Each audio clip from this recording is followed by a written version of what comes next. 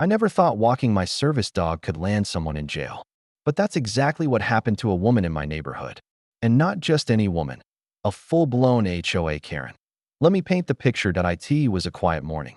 My service dog and I were doing our usual routine walk near the community park. He's trained, calm, and honestly my lifeline. Out of nowhere, Karen stormed up to me, her face twisted in that classic entitled scowl.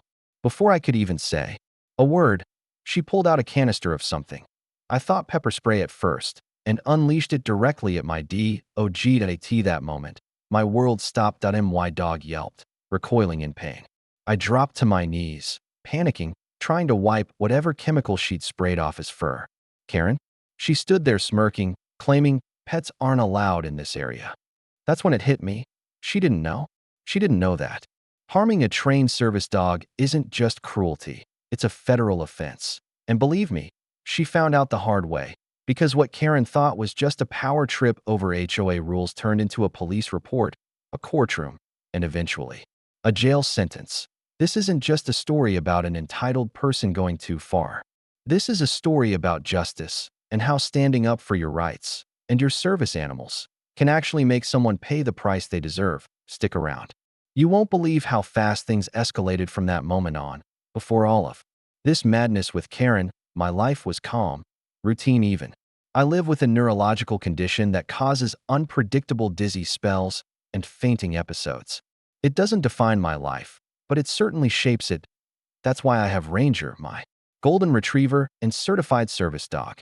Ranger isn't just a pet. He's trained to detect episodes before they happen, guide me to a safe place, and even alert others if I collapse. Without him, simple things like going outside or grocery shopping would be risky. We've lived in a quiet HOA community for about 4 years. Honestly, I chose it for the safety and walkability. There's a nice loop around a small lake, shaded sidewalks, and a park where I could safely get out, stretch my legs, and let Ranger do his job. The HOA had the usual rules. No decorations longer than 30 days, no lawn gnomes, and of course, a committee for everything. But it was peaceful. At first, people in the neighborhood mostly kept to themselves, but Ranger made us a few friends. He's so gentle and well-behaved that even the grumpiest neighbors would smile when they saw him. Some even asked about his training or gave him a little wave. Then about a year ago, Karen moved in. From the second week, she was sending complaints to the HOA about someone's porch light, about kids playing too loud, about leaves blowing from one yard to another. We all knew the type, but I never thought she'd turn her attention to Ranger, or that she'd become obsessed with trying to prove he didn't belong. Unfortunately, she was just getting started. Karen had that look. You know the one. Overly tanned skin, a permanent scowl, and sunglasses that screamed, "Don't talk to me unless you're on the HOA board." She wasted no time making her presence known. The first time she confronted me, I was sitting on a bench with Ranger while waiting for a dizzy spell to pass. She marched over like she owned the sidewalk and snapped, "There are signs. No dogs allowed in the common area." I calmly explained that Ranger was a service animal, not a pet. He was legally allowed anywhere I went. Her response? "Everyone says that now. It's just an excuse to bring your mutt anywhere you want." I could feel the anger bubbling up, but I stayed calm. I even offered to show her Ranger's certification card and ADA documentation. She waved her hand and said, "Oh please, you people and your fake dog papers." That was when I knew she wasn't just nosy, she was dangerous. Over the next few weeks, she began photographing us, submitting complaints to the HOA, and even asked one of my neighbors if I really had a disability. It was humiliating and exhausting. I sent a formal complaint to the HOA board and reminded them about ADA laws and federal protections for service animals. They assured me they would talk to her. Spoiler alert, they didn't point one afternoon. I caught her staring at Ranger from her porch while holding a notepad. Another time, I overheard her say to someone, "I bet that dog makes people allergic. Someone should report her." But I never imagined she'd go as far as she did next. It was a sunny Tuesday morning. I remember it so clearly because it had been a good day. No symptoms, no issues. Ranger and I were about halfway through our usual walk when I heard someone behind me. "Hey, I told you to stop bringing that dog here." It was Karen, storming toward us like an angry wasp. I sighed, turned, and said, "Karen, he's a service dog. He has every legal right to be here." She didn't respond. Instead, she pulled a small canister from her jacket pocket, pointed it straight at Ranger, and PSSSD. He let out a yelp and staggered sideways. I froze, horrified. My hands trembled as I rushed to him, wiping his eyes, trying to understand what she had just done. His breathing was shallow. His tail was tucked. "What did you just spray him with?" I shouted, "Citronella. It's harmless. You shouldn't have brought him. I warned you." She snapped that I couldn't believe it. Even if it had been citronella, she had just assaulted a trained working dog during active duty. And worse, she didn't care that I scooped Ranger up into my arms the best I could and called an Uber straight to the vet. Thankfully, Ranger would recover, but he had inflammation in his eyes and nose. The vet confirmed that the spray was not just citronella, it had capsaicin in it.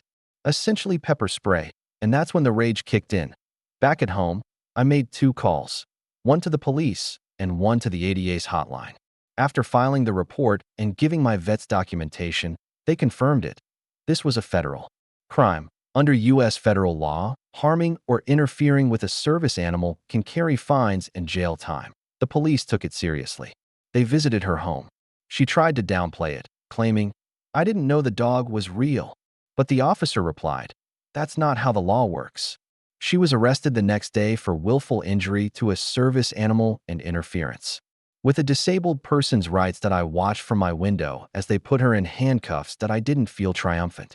I felt relief, for Ranger, for justice. Once the initial shock wore off, everything moved surprisingly fast. The neighborhood blew up with gossip.